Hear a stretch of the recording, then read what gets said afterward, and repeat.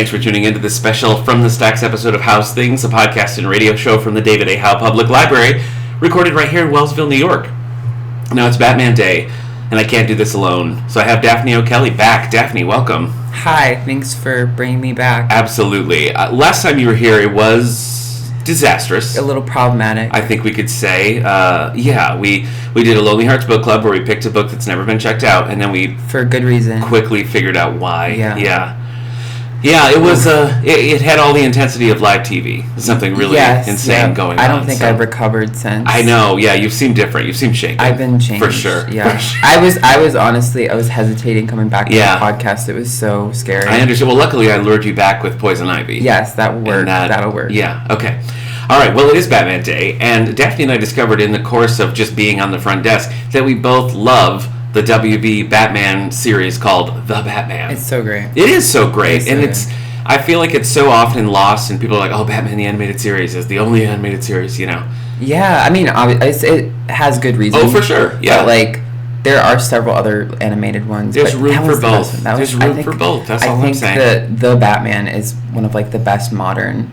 I agree. Adaptations. Yeah. And I don't think, like, at the time I heard a lot of criticisms if it was just like a pale imitation of Batman the Animated Series. And it's not. Like, it goes for a very different tone. A lot of the character designs alone are just incredible. And, like, the way they change up some of the characters. I mean, Clayface, like, his origin story. Yeah. There's so many good... I agree. So good. It's a great show. And we have the first 3 seasons here in the library, so you can come check them out anytime you want. So we're going to get into that in a minute. But Daphne, I want to know, right off the bat here, give me some of your favorite Batman stories. They can be comics, they can be movies, they can be episodes, whatever you got. Well, pretty much anything Poison Ivy's in, I've read. Yeah. I think one of my favorite comics is The Long Halloween. Oh, sure. Part 2 because Valentine's Day. And that whole thing. I'm obsessed with the like art is incredible. That's great. That's Tim And when Sale, they made a movie of it, I was so disappointed. I know. Because they didn't stick to the art style, and I thought that was one of the most like interesting like things that they had done with all the characters. Oh, I definitely agree. I mean, and it was dark, and like I feel like the way they animated the movie, it just kind of lacked the like grittiness. I agree. You know? Tim Sale's art is so unique, and it really sets a tone. I feel like if Long Halloween had more traditional or contemporary kind of art, I don't think it would be held up as like the classic that it is. It's incredible. It's the pairing of the two. Same with Dark Victory. Same creative team on that one. Have you read Dark Victory?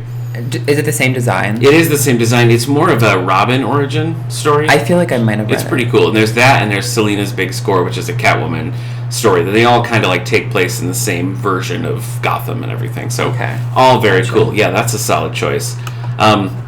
I'm a big Batgirl fan, and the episode we're going to be focusing on today, Batgirl Begins, obviously, Batgirl's origin story from the Batman's point of view. But it's also Poison Ivy's origin story. It's her intro, which is great. Into the series. A recent Batgirl run by Hope Larson is part of the Rebirth series, has been really good, and we do have that full run. It's 7 volumes. The first 4 are the Hope Larson runs, and those ones I really think are the best, but we have all 7 here. Some of the atypical Batman stuff I've read recently were some YA graphics, Batman Nightwalker by Marie Lu and Batman Overdrive by Shea Fontana.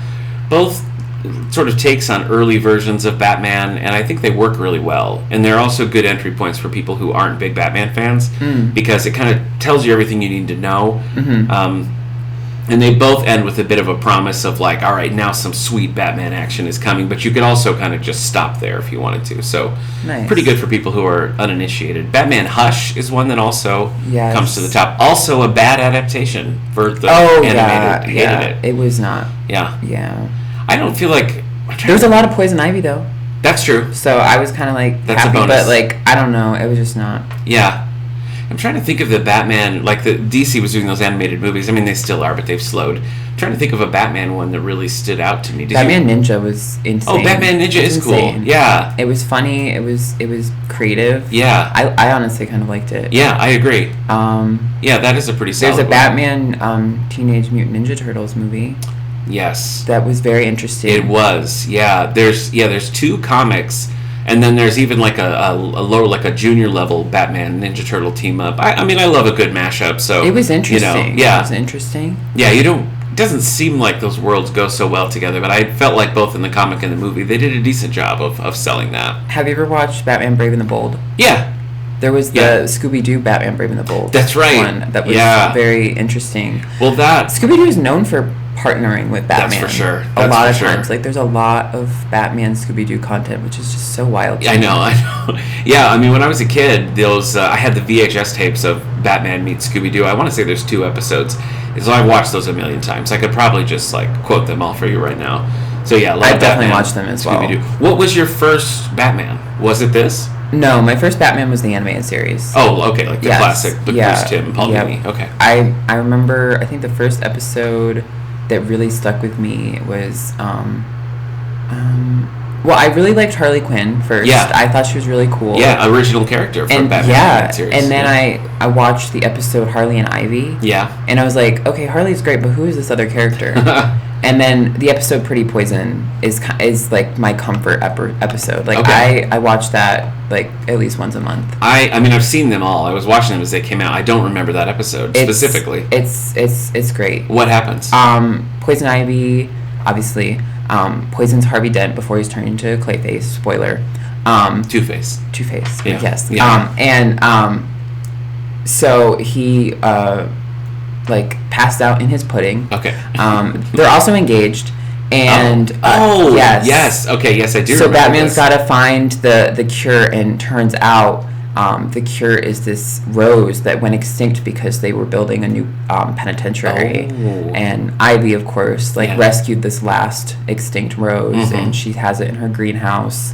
And there's this really cool fight, and there's this giant man-eating plant that's like incredible. And like the whole place catches on fire, of course, and he ends up rescuing her and the plant. At the very end, it's kind of sweet. They give her the plant in her cell. I do remember that. And she's just like looking at it. She's like, we always grow back no matter how deep they plant us. It's like it's so good. And the music is incredible. I have the music on my phone. I listen to it. It was just it's so incredible. I do remember that now. Batman the Animated Series was so good at like, I don't know, kind of sneaking in a really emotional scene, you know? So I feel like that's a good example of that. Oh, look, my phone's ringing. Hold on. Keep talking about Batman, Daphne. Yeah, I really like Batman a lot. I don't know. I feel like the Batman the Animated Series I don't know. It had so many like iconic moments. Yeah. And it would have a little bit of humor once in a while. Yeah. But like it got dark. For sure. Well, I think that's one of the things that really stood out to people, because obviously in the 60s you have, the Adam West, Burt Ward Batman, which really kind of set the tone for Batman for a long time. And then in the 80s, leading up to the movie, you had artists and authors like Steve Englehart or Denny O'Neil trying to make Batman a little bit more serious. Yeah. And then you have, of course, the Michael Keaton, Jack Nicholson movie. And Batman the Animated Series are really kind of coming out of that. And so it was sort of a renaissance at that time of like, no, Batman is like a serious character. Like, as much as it was like, kind of a kid's show, it like honestly is for all ages that can handle some of the darker content. I still remember, like, there was so much promotion leading up to like the original run of that. It was airing in prime time, and I remember being like, Batman's going to be on at like 7:30 or whatever it was. And I was super excited about it. Speaking of Batgirl, yes. The episode where Batgirl dies. Oh, yeah. Yeah. It's crazy. Yeah. She doesn't really die. Right. But you're led to believe. Yeah, she gets like dosed with Scarecrow's fear toxin, and she goes into like this coma, and she has this whole dream about her dying, and like it's awful. Like she, her dad finds her, and takes the mask off and realizes his daughter, and it's just like so dark, and like if you didn't know at the end that it was a dream, it's like intense. Yeah. It's really it's a lot for sure. And I mean the episode Mad Love too was quite a bit. Yeah, that's Harley Quinn, right? Yes. Yeah. And then like the comic as well is pretty good. Yeah. There's so many moments that are just. I know. Or the laughing fish. Very iconic. Based on a classic Steve Englehart comic. Yeah.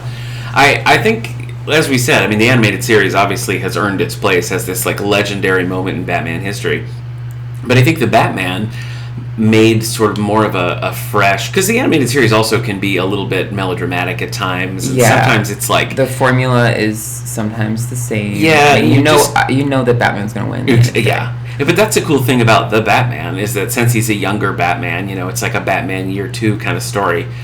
He often will lose. Oh yeah, like the Bane episode. Yeah, he'll get like beaten. Yeah, and then I mean, obviously Batman's not going to die or whatever, but like he does. You do see him like really taking his licks and being down and having to sort of figure it out and come around. He also fights Dracula. Cool. The movie. Yeah, that's right. Yeah. Yep. That is a legit Superman. Scary movie. It is. Spooky. I was watching through this series with my son, and we got about to the time where Batman Dracula came on, and I was like, oh, we should watch the movie now, and so we did, and as we were watching it, I was like, this is maybe too scary for him, because they go for it. They really do in that series. All right, let's get into it. I've got some facts about the Batman for you. The Batman ran on Kids WB, then Cartoon Network, from September 11th, 2004 to March 8th, 2008. There was the TV movie, Batman vs. Dracula, which came out in 2005. They actually had planned to make a Batman Hush. And, really? Yeah, and Batman Dracula, I guess, didn't do so hot, and so they were like, forget it. They did the Batman Superman story, though. That is good. It was pretty good. Yeah. Poison Ivy's in that as well. Oh, that's true. Yep. I do really like the Superman in that series. Yes. Yeah. They brought over the voice actor from like Justice League Unlimited and stuff, so it was a recognizable Superman voice, which was pretty cool. There was a 50-issue comic book series called The Batman Strikes, which is also very good. Yes. It's a really cool. I mean, what I liked about those Johnny DC, it was the special imprint of DC Comics. They were so self-contained, that you could just kind of pick one up in any order and read them. Yeah. You didn't have to worry about like, oh, I gotta go read Dark Knight, or I have to go read Detective Comics. They're or just whatever. Like short, sweet. Yeah. Like and some of them have some very interesting concepts. Yeah, too. they do. Like, it just. They do. Yeah. Well, it was a really faithful adaptation of the series, I think, and expanded it in ways that you couldn't really do in the cartoons. Some things were easier to do on the page, but I mean, they're pretty short. But, they are. But they're good. I want to say the first 20 or so issues are collected in little like digest size graphic novels. And the rest of them they never have collected, nor are they on the DC app, which is a shame because I would like to reread them. The series was developed by Michael Guggen and Duane Capizzi. The original theme song was by The Edge, and then in season 3, which is what we're talking about today, Andy Sturmer did an updated. Both of them are so good. They are. Their theme song, oh my god. Yeah, well, incredible. The really moody one from the first 2 seasons, that bow bow bow bow. Yeah. It was super cool. But I prefer the newer one. Oh, I do too. It kind of gives me Teen Titans vibes. Yeah, it's so good. Yeah, it's so good. It definitely has like a banana like the classic Batman. But like they do it in the same way that fits the style of the show, and it's just it's so good. Yeah, I love all the use of color in that show. Yes, like. The red skyline. That's exactly what I was going to say. Yeah. It's so good. I just recently got, they put it out, like remastered it on Blu-ray and cut it to like widescreen. And I've had the DVDs for a while, and one day I was just like, you know what, I love that show, I'm going to get it. And so we've been watching some of these episodes, and I watched these 2 that way. It's really impressive. Because the colors of everything, the buildings, the costumes, the flowers, the whatever, like everything is really, it's like turned up to 11 and really crisp, and the Blu-rays just make it look amazing. So I definitely recommend it. It really also just like fits Gotham so well with like the grays and purples of the buildings and the red sky. It's just it's so good. Yeah, it has sort of an otherworldly vibe to it, but it also does feel kind of grounded. It tells you, just like you're saying. It's honestly weird when they have shots that are in the daylight. I know. I mean, I'm like, wait, where are we? What's going on? Yeah. The series kind of evolved into a bit of a Brave and the Bold, like the comic books used to be. The Brave and the Bold comic books were always Batman and a guest star. And I think that last season in particular was like Batman and Flash, Batman and Hawkman, Batman and Green Lantern. The downside of that was that Batgirl got way reduced. She hardly was there, which was disappointing because I love that Batgirl. Which brings me to the cast. We have Reno Romano as Batman, Alistair Duncan as Alfred Pennyworth, Mitch Pileggi as Commissioner Gordon. My wife's a big X-Files fan, and so as soon as Commissioner Gordon started talking, she was like, oh my gosh, it's Skinner from the X-Files. So that's kind of cool casting. Danielle Judovitz as Batgirl. She comes in season 3. Piera Coppola is Poison Ivy. She doesn't have a lot of credits, and I think she's great. She does so good as Poison Ivy. She really does. She's like one of my. I think she's my third favorite voice. Yeah, it's very understated, but there's clear like menace to it. Yes, which I like. I think it's. I mean, she's cool. also young too, so like True. that it fits. Yeah, it's so good. Yeah. Well, I kind of when we were watching the episode when she does the Poison Ivy thing to Batman, she doesn't actually kiss him. No, she like blows a kiss. 16. Right, exactly. Yeah. I'm glad that they didn't do that because I That is kind of the. I mean, she gets like a bunch of the cops too, and she just like she like blows the pollen and stuff. Right. Which I was like, okay, that's a good call. That's definitely a good call. Yeah. And then later in the series, we have Evan Sabara comes in as Robin in season 4. I was a little disappointed with that. As much as I love Robin, I just really liked the Batman-Batgirl dynamic. I thought there was some cute moments between Robin and Batgirl. Yeah. But like, he was kind of whiny. He was, and Batgirl really takes a back seat in seasons 4 and 5, and she's so cool. That was disappointing to me. So yeah, I do really like her. The episodes we're going to be talking about today are the episodes that kicked off season 3, and that was season 3 was kind of a tonal shift in the series. Like the art changed a little bit. You get the new theme song, and we introduce a sidekick in Batgirl, and we also the cop characters from seasons 1 and 2, Ethan and Yang, kind of are phased out. I don't even think they appear after that. No. Because that's after the whole the spoiler thing that we won't say. Yeah. You have to watch it. So there is a big difference here. So this episode, Batgirl Begins, parts 1 and 2, written by Michael Jelenic and Adam Beechin, directed by Brandon Vietti, part 1, and Christopher Berkeley, part 2. So let's just go into it. Okay. So we start with Poison Ivy putting Batman under the spell, as we discussed, not with a kiss, with just pollen in his face. Yes. And we get kind of a Batgirl showing up, being like, "Oh, I hate vegetables," and then the rest of the episodes are told in like a narrative flashback. Yes. She's sort of like, "You're probably wondering how we got here." Which really reads like young Batgirl to me. It does. Which I love. It's so great. That's a real fine line. Sometimes I think that kind of like fourth wall breaking or kind of talking directly to the audience can be really annoying. I think it works for Batgirl at this age too, because she's she's a sassy teen. Yeah, she is. You know what I mean? Yeah. Like, she's got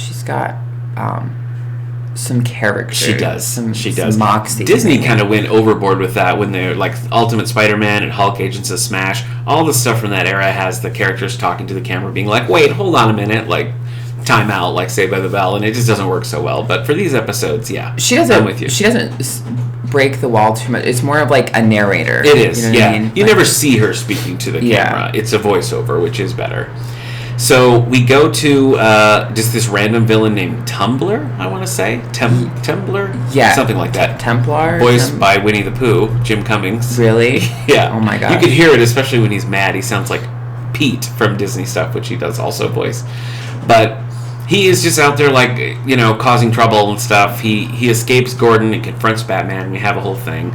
And I feel like this is maybe the first Batman-Gordon interaction that's more classic.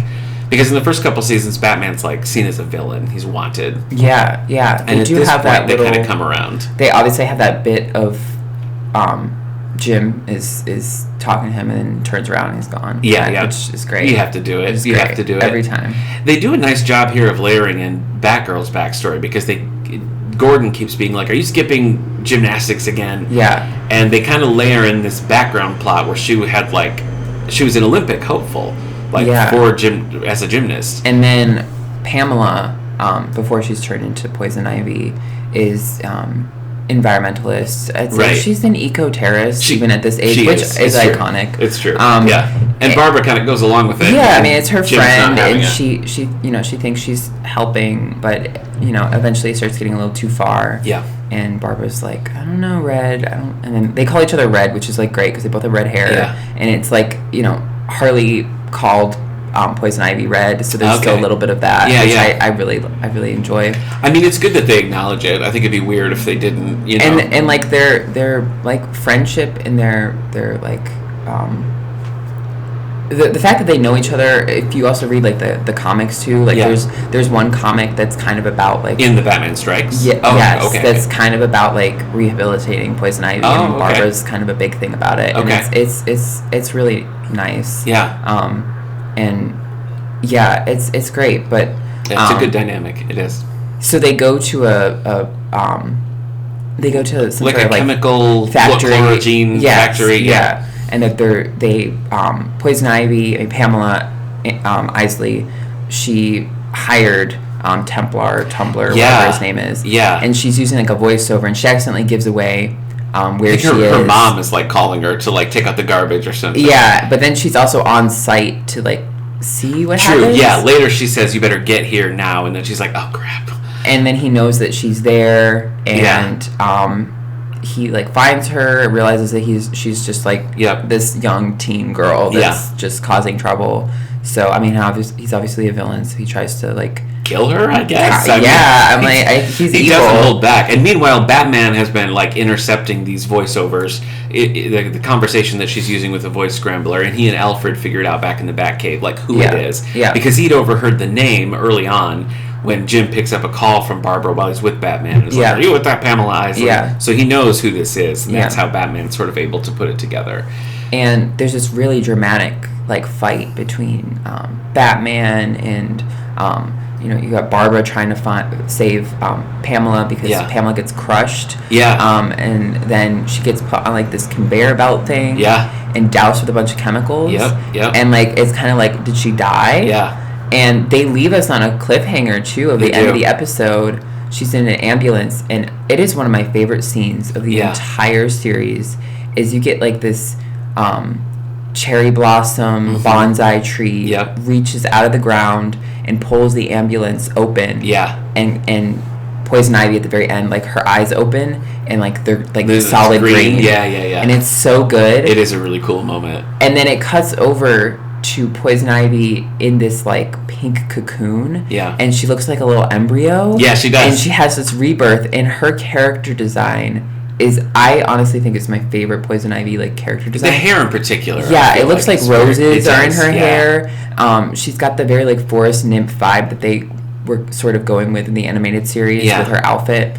But in the animated series, she has more of like a 1940s Hollywood starlet vibe, which I guess, and she's definitely more human. But this one, she's like, she kind of looks elvish. She does. And then like you got this great scene of her like falling out of the tree, and the plants just catching her, and they're trying to like help her walk, and like she's like learning her powers, and they really take time. So I mean, they take time to establish that character. And one thing I appreciate about part 1 of this episode is that they also give you a decent explanation as to why and how Batgirl or Barbara would think, hey, I should become Batgirl, because she sees her father.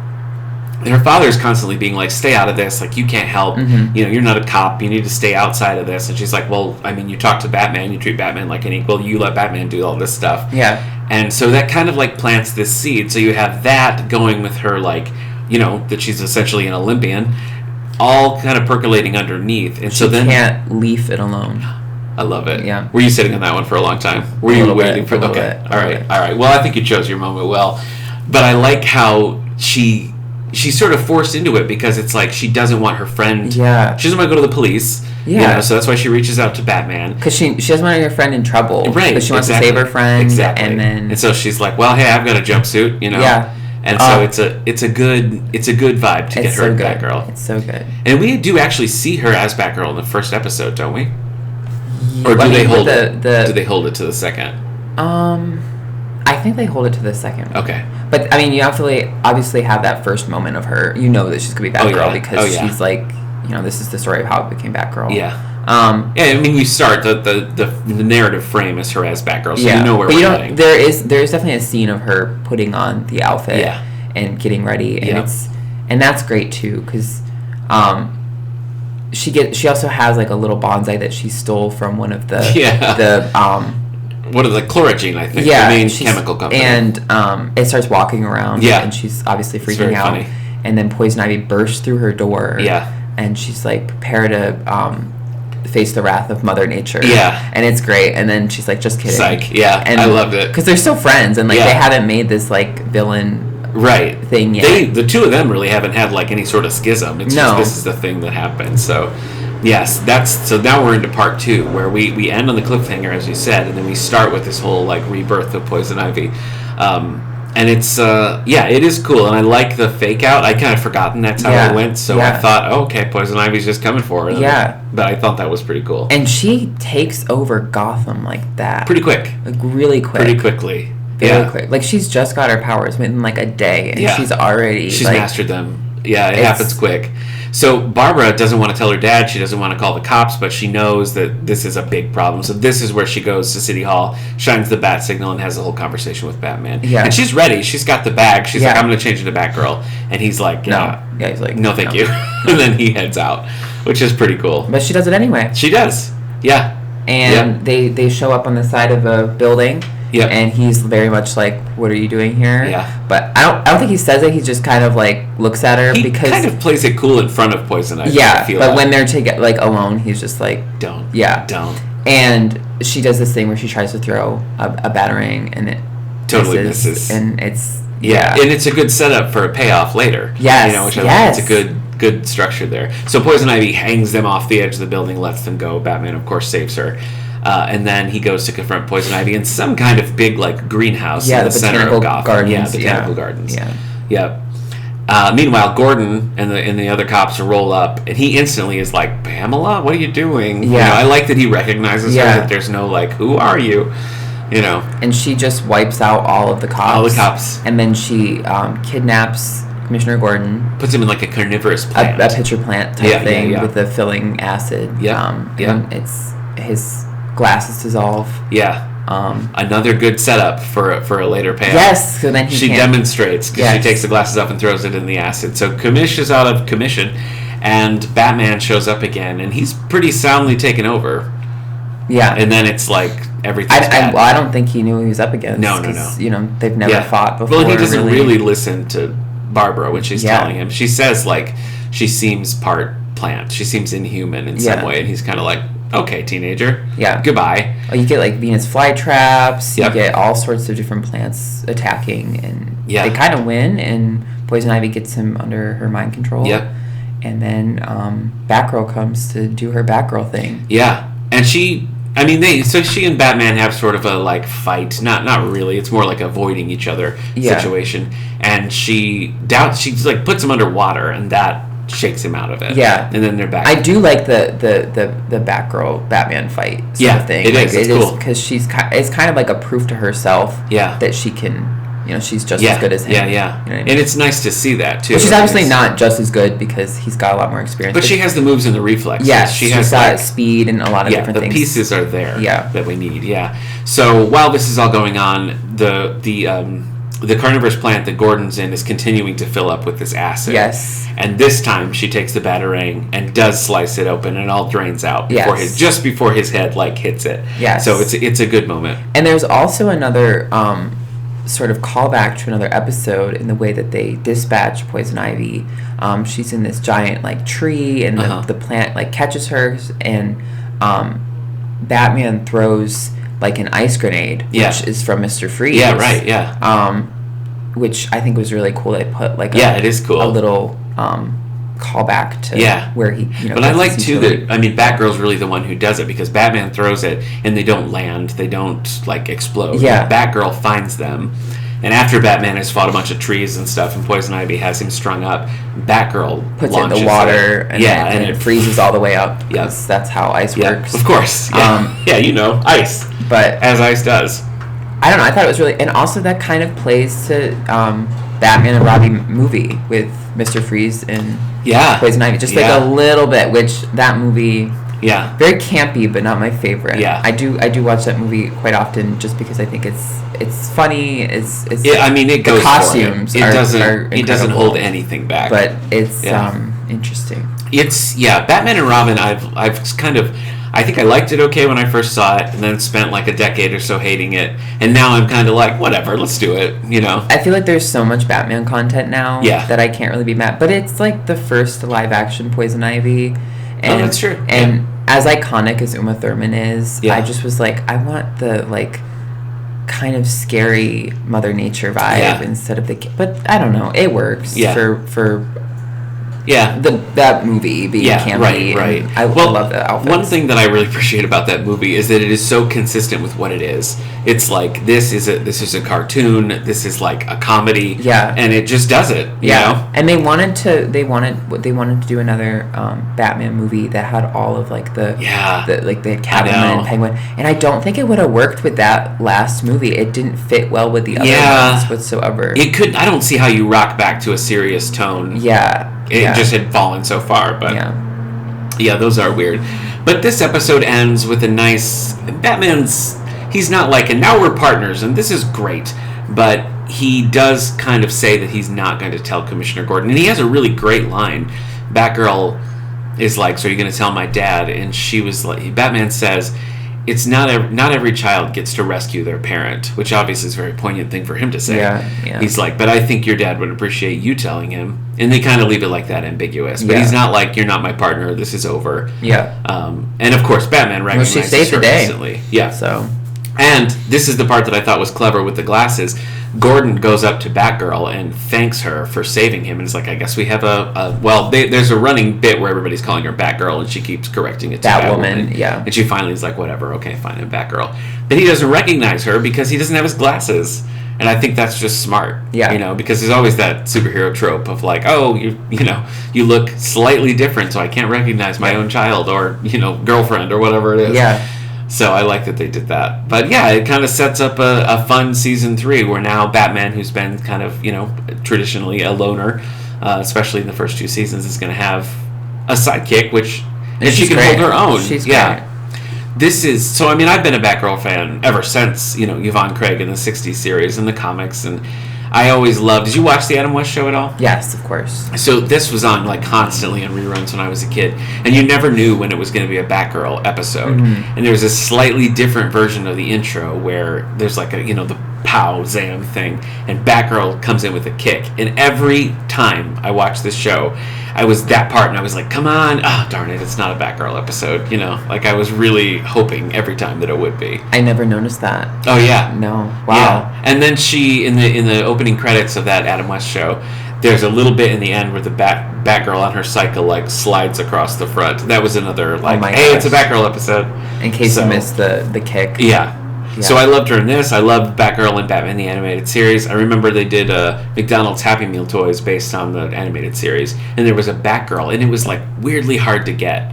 So like every time I went to McDonald's as a kid, I was always like, "Do you have the Batgirl one?" And they'd be like, "No," but I finally got it.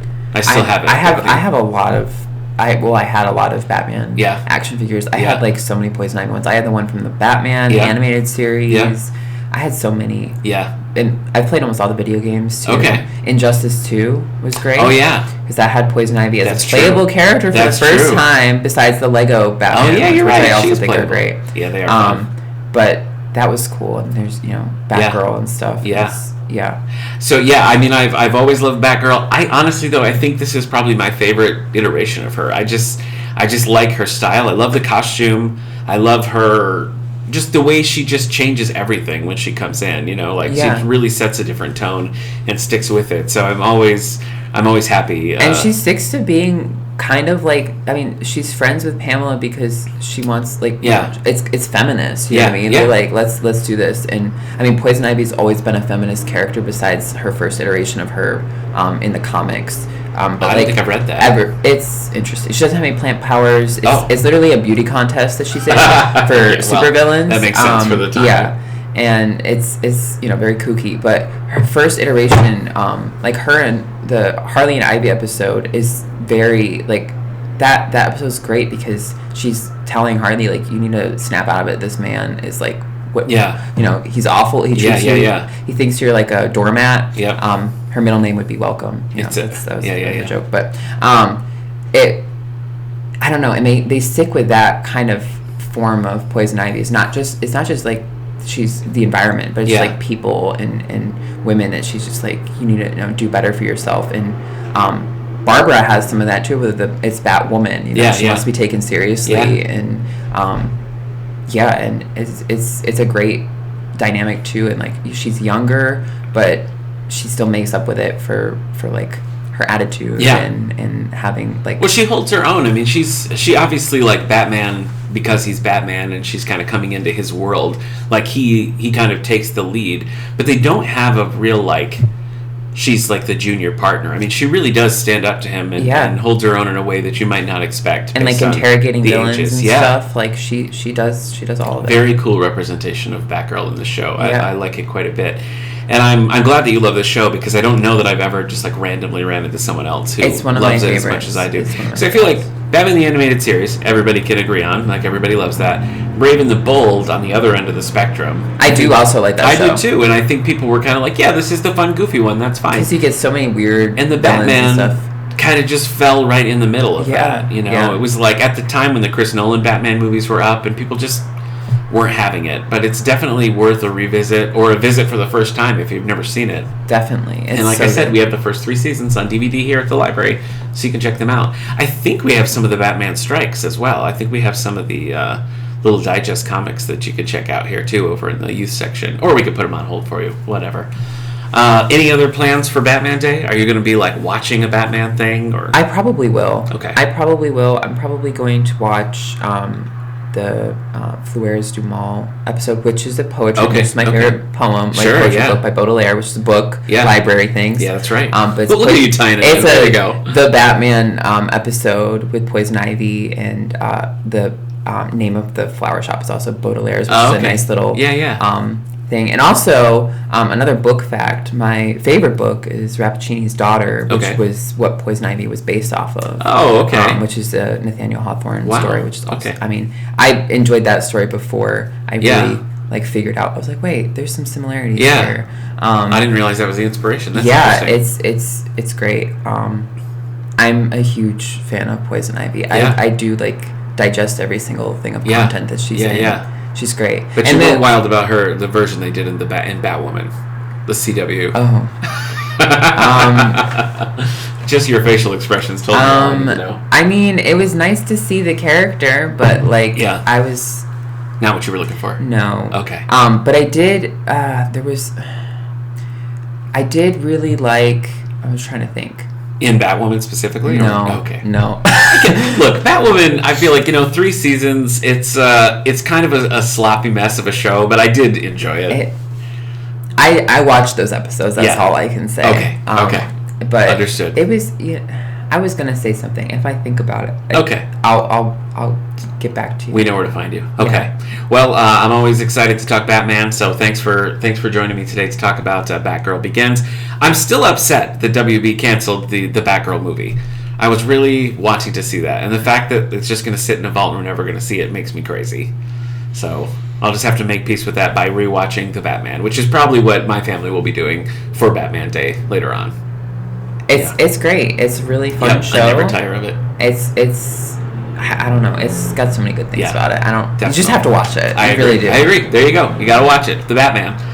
You can check it out here, or any library in the system. You can put a hold on it. We'll send it your way. Just at least check out some of the concept art too, just to see the designs, so you know what we're talking about. Because they really take some really cool designs. It's great. I hope with the Blu-ray coming out and everything, and it getting a second look, that the people will kind of reevaluate it, and it'll not be seen as like a pale imitation of the animated series, because it stands on its own and it's great stuff.